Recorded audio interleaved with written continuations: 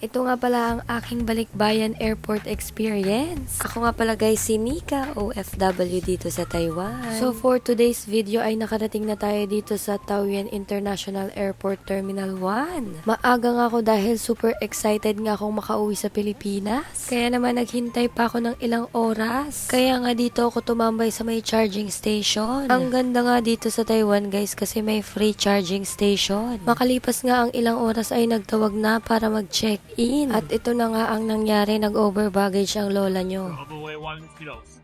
How much? Be careful. At mabuti na nga lang mabait tong gwapo na to. Yan, kabado nga ako kasi akala ko magbabayad ako. At pagkatapos ko nga mag-check-in ng baggage ay na-meet ko to si ate. Isa din siyang OFW guys at factory worker dito sa Taiwan. Pagkatapos nyo nga pala mag-check-in guys ng baggage nyo ay pupunta na agad kayo dito sa may immigration. At laking gulat ko nga dahil super high-tech na ngayon. Wala na nga mga immigration officer na mga kine-kineme na yan. I-scan mo na lang yung passport mo at good to go ka na.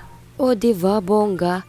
Hassle-free na guys. Mas pinadali at mas pinabilis na ang proseso. After ko sa immigration at scanning ng passport, ay diretso na ako sa gate kung saan ang Air Asia. Hindi nga pala kayo maliligaw guys, basta sundan nyo lang ang mga signage. Napakaraming sign para maligaw pa kayo guys. Basa-basa din pag may time. At pagkababa nga namin dito sa gate ay naghintay lang kami sandali. At yun, tinawag na nga kami para sumakay sa eroplano. Yun, sa panahon ngang to ay dinadasal ko lang na makarating kami lahat na safe sa Pilipinas. At yun na nga guys, umulan, ibig sabihin blessings yan. Matrembulay nga lang. Trembulance? Kayo na mag-adjust kung anong tremble yan. At ayan, hindi ko matago talaga kung gaano ko ka-excited.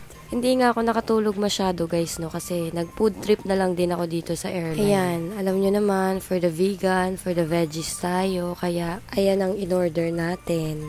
Ayan, after ko nga kumain ay nakatulog ako at pagising ko nasa Pilipinas na kami. Guys, huwag kayo masyadong excited ha. Tandaan nyo, may kukunin pa rin kayong baggage nyo. Baka sa sobrang excited nyo, makalimutan nyo yung baggage nyo ha. Hindi ko na nga pala napakita sa video guys, yung immigration sa Pilipinas ngayong pagbalik ko. Passport scanning na lang din guys. Depende na lang kapag hindi nag-work yung passport scanning mo, tsaka ka lang pupunta dun sa may immigration kineme route. At ayan guys, nandito lang ako sa Pilipinas.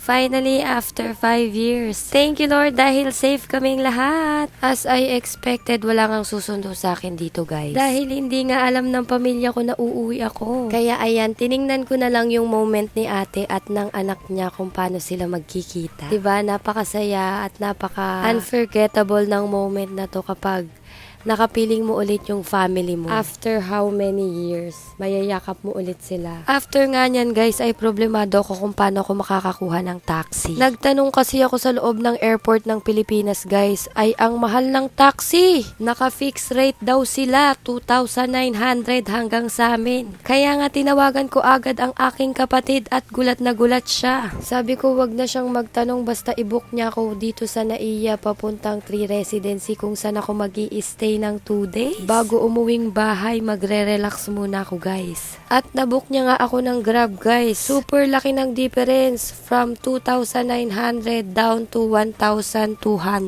At ito na guys, nakita ko na ang SM City Fairview. Grabe ang sarap sa feeling pero yung feeling ko talaga ngayon ay pagod na ako. Wala pa akong matinong pahinga guys, ang bilis ng mga pangyayari. Kaya nang makarating ako dito sa Airbnb na pag-i-stayan ko for 2 days ay talagang bagsak ang lola nyo. Thank you guys for watching. See you on my next vlog.